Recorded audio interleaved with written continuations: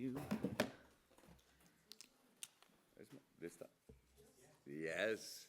Just 11:58. Go on, kick us off with the first. Jurgen, good to see you again. Thank you.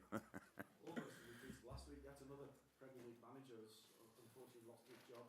Do you feel a little bit for Marco Silva, and did you get the chance to talk to him after the game, and feel he's been a bit unlucky in that regard? Oh yes, for sure. I feel for him.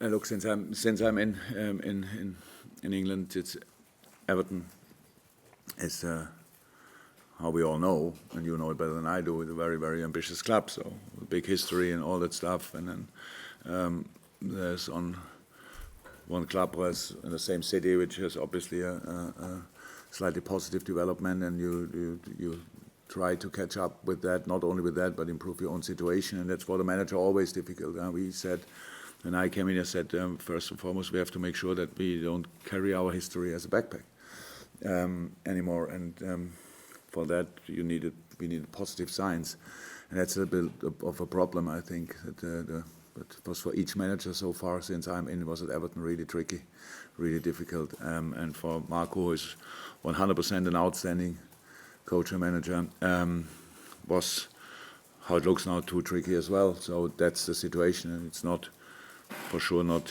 his fault alone. Everybody knows that, but that's even all Evertonians know that. But they thought they needed change, and so it's really, that's the situation. That's a position of a coach, of a manager, and we all accept that in the moment when we choose the job, and so that's it pretty much. But we had no real chance to talk after the game. Before the game, a few words. After the game, directly a few words. But nothing else. Okay, looking ahead to Bournemouth on Saturday. Those changes you made on Wednesday, there were a few eyebrows raised at first from many when the team sheet dropped. Does this really just prove to everybody how you're all working together as a squad, and how together you are, and very much believing in each other, and the belief that they have in you as well? Well, to the outside. Yeah.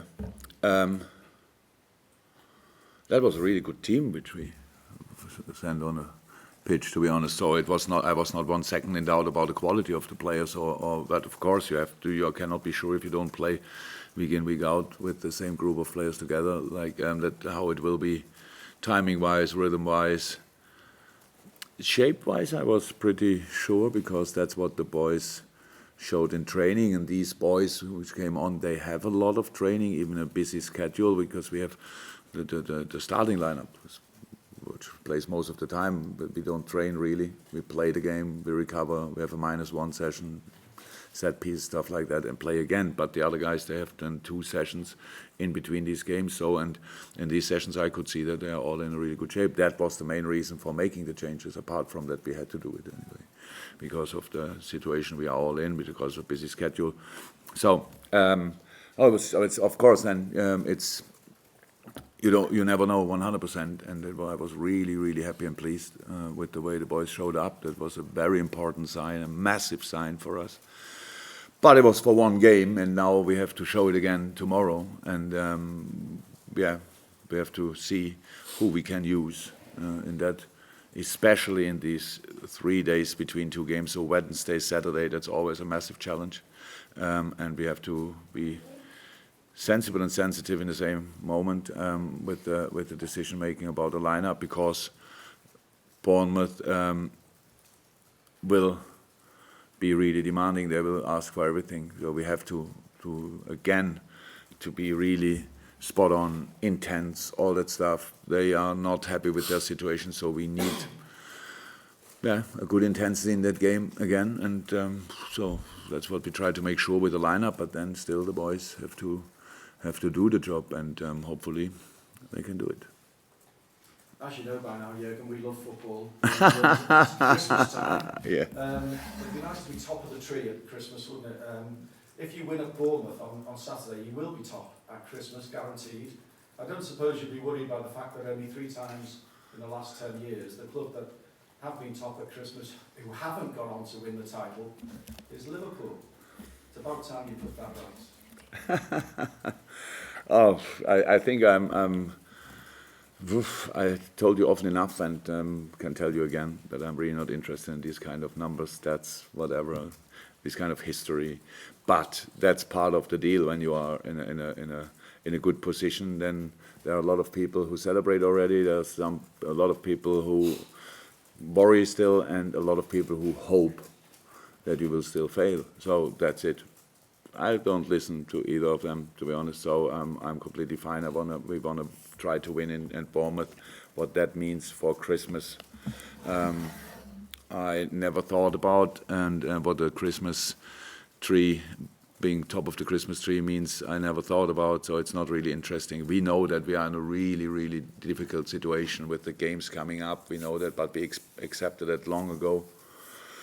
But now we have to deal with it, and we are really positive in this moment. But we have to, we need to be lucky with the players, that they stay fit and that they stay healthy and all that stuff. So many things. I think in your private area, a lot of people are ill, stuff like this. Yeah, there's the first cup, so immediately on point. And so these are all things they worry us much more than who will be first and what it means at Christmas. It's really the next game, and the next game is tomorrow, and the last game was 2 days ago. So that's our situation, and that's what we face, and that's what we do with all positivity we can pull together. Not yet. Hi, Sadio Mane has been nominated for the Premier League Player of the Month. Lionel Messi, speaking recently, said it's a shame that he finished fourth in the Ballon d'Or and not higher. Do you think Mane is underappreciated in the world of football? Yeah, internally, of course not, but in the world, I'm not sure. So look, the first three Ballon d'Or was then Messi, Van Dijk, Cristiano, and then Sadio. That's a nice row anyway. So having two players there shows, and a lot coming a bit. Mo was fifth, I think. Yeah, who was seventh? Another player was or not? Ali, right? So we obviously played a good season, and that's what they had to respect, and what they obviously did. Yes, Sadio is in incredible shape, incredible. It was always, since the first day since he's in, he was an incredibly important player. I think I can still remember his first goal, if it was the Arsenal goal. Running down the line, actually cutting inside, and then with the next step with the left foot in the far corner. So that was an incredible goal, and I can still remember it with all the other goals he scored since then. He made each year big steps, yes, and he's in a very good way. And it's probably, I saw after somebody showed me that Baresi was really positive about Virgil van Dijk, one of the biggest defenders I can imagine. If that's kind of being crowned by the king, and for offensive players, that's then maybe when Messi says something like this. And Sadio, especially in the game against Barcelona here at home, he was quite impressive. It looks like we have three of him on the pitch, and he kept that shape. That's really good. If he stays healthy, he will have an incredible career in front of him, and I think he can climb in that table, Ballon d'Or wise, but then some other people make the decisions. Not even Lionel Messi can decide that, but he's in a very, very good way, and I'm really happy for him.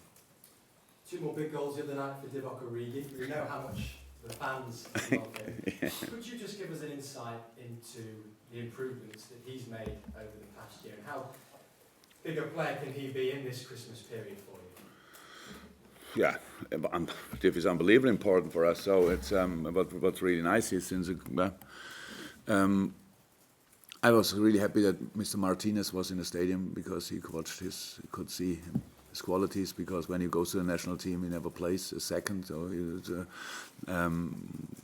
that's always interesting when he's coming back in no game actually. So it was good that he saw that.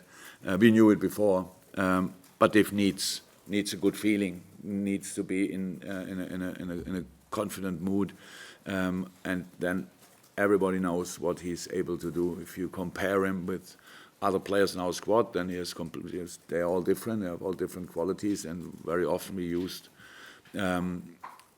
other three players up front, but Div was always so important for us. And then it's really nice that he can show his importance as well in a game like this, which was obviously very important for all of us. And scoring these kind of goals showed absolutely, it was extra class. Yeah? That was exceptional. Both goals, the run.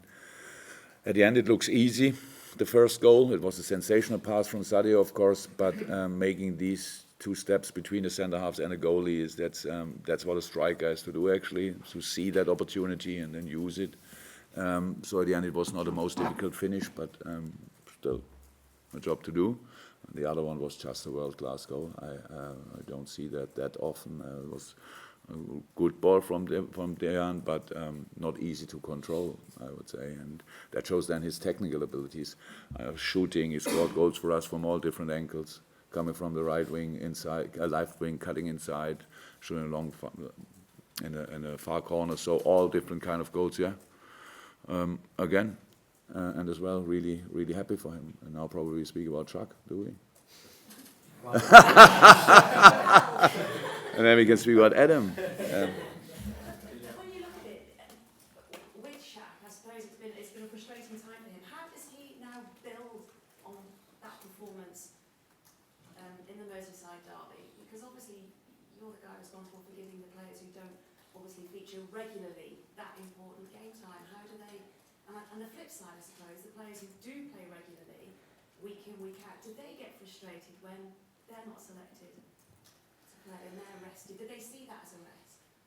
To can deal with a situation like we have, not only we have, all football teams have in England, in this moment you need a smart squad. People with half a brain at least. Best way will be a full brain, because I cannot explain things properly all the time. They have to understand it without telling them. So let me say it like this. It's like, thank God we have that.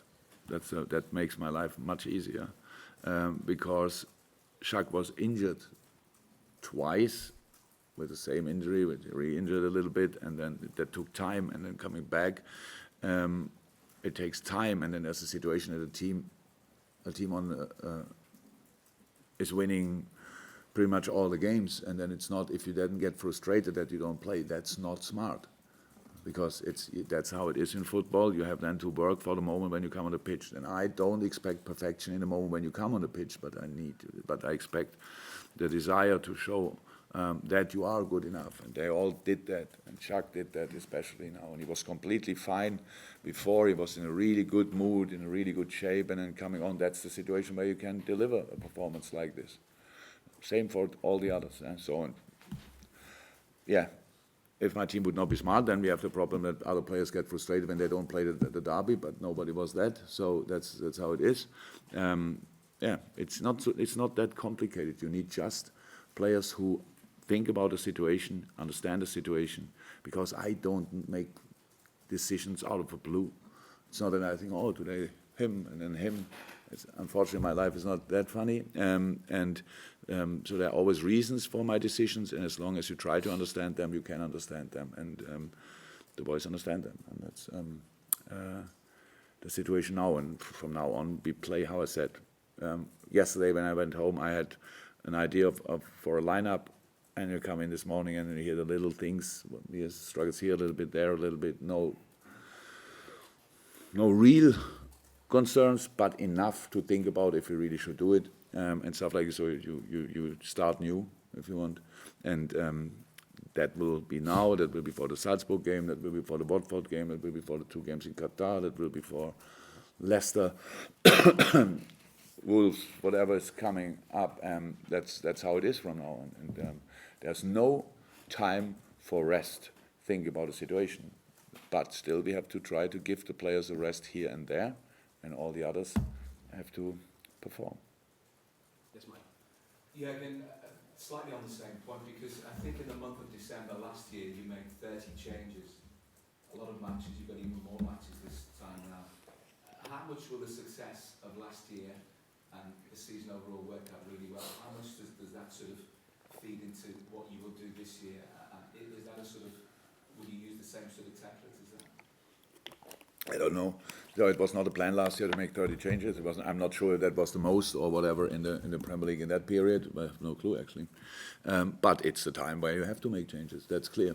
It's not a specific number. It's just the need of the situation, and that's what we will do 100%.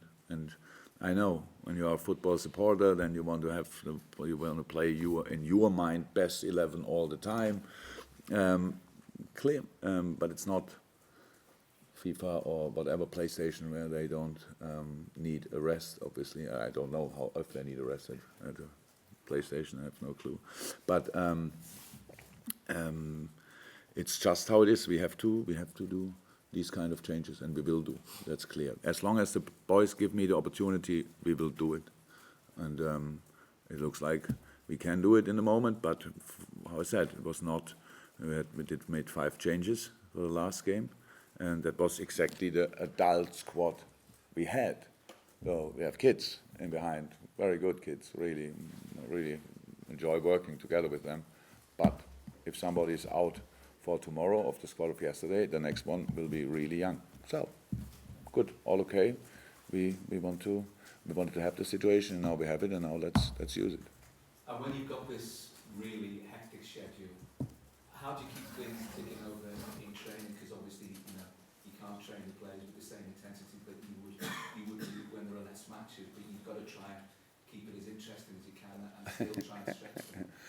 We don't create Phantasialand or whatever. We just do the right things. And again, the squad is quite experienced in that department, so we know that situation. We have to do the necessary things first and foremost. We have to respect all the qualities of the other opponents. They're all different. The situation of the other opponents. So we try to prepare the boys as good as possible. But it's not that we can do exciting sessions a lot. But yesterday we had the players who were not involved in the starting lineup for the last game, so we had a session which I would have loved to be part of if I would be still a player. So and of course we do that, but the guys who played, they had yesterday recovery, and today -1 means prepare them for the specific tactical needs of Bournemouth, prepare them for the set pieces they have, do our own set pieces, and that in a pretty short period because of the physical aspect, and that's it. And then the main session, most exciting session, is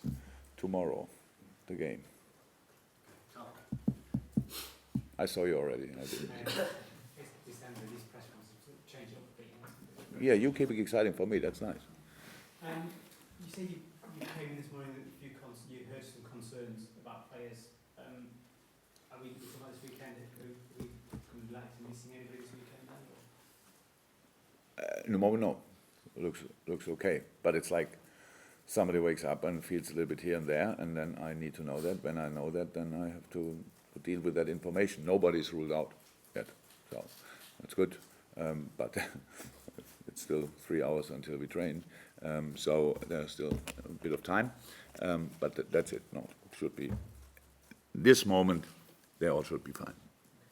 And the squad for the Club World Cup was named this week, or confirmed this week. Obviously, it's a full-strength squad.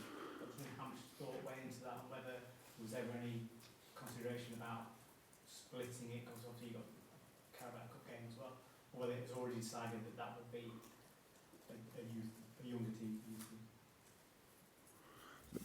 We had to do it like this. So I think it's a really nice opportunity. It's a really nice opportunity for the younger players to face that. I know that everybody thinks no chance, but football is a wonderful game, and you can, not sure if you know that, if you say it like this in England, but if you grow above yourself, like make the next step and enjoy the challenge, and I would love to be part of that game, to be honest, and I hope all the boys and Critch and the coaching staff enjoy it as well. So whatever happens, I'm responsible even for that game not being there, so they have no pressure. They just should fight for each inch on the pitch and enjoy themselves. They are playing in a wonderful stadium, one of the best in England for sure, great atmosphere, stuff like that. Go there and make your maybe not first, but second and third and fourth steps in the professional world of football. And so that's really nice. And for us, there was absolutely no chance to do it differently. In the moment when it was clear when it will be played, and all the other dates were absolutely not possible for us to play it later or whatever. There was not one date which was really would have worked at all, because Aston Villa as well, difficult, and then there's rematches, possible rematches in the FA Cup and stuff like this, so it would have been mad as well. So I said, the situation is like it is, but at the end we will not suffer because of that. That's not possible. We won the game against Arsenal, a very exciting game, I loved it, and in that moment was clear, now we have to find a solution. That solution will not be perfect, but we try to make it as perfect as possible. So we go with a specific squad to Qatar, try there our best, and the other ones will play here. And if somebody thought I should have done it differently, yeah, I cannot change that. Did you consider splitting squad? Not at all. No second. No. Okay, last couple, Chris, anything from your side? Jurgen, we can't play against you tomorrow, but how impressed are you in Harry Wilson? On our ball, he scored 6 goals in the league. Oh, Harry. I'm happy, to be honest, that he cannot play against us. Each free kick is a proper threat. So, yeah, but we were never in doubt about Harry's shooting abilities, his skills in that part of the game. It's incredible, world class for sure. But Harry is at Bournemouth to improve all the rest of its game as well. So being involved, being decisive, being between the lines, using his speed and all that stuff, and he makes big steps there. So that's really important. And they are now not in the best run, but even there he scored 2 goals. The game before the last game, and nice goals as well. Not important enough at the end because they still lost, but we kept the game going, and so yeah, good, absolutely good. Richard, anything from you? No? Yeah? James? Oh, okay. We'll move on to this one. Thanks very much. See you.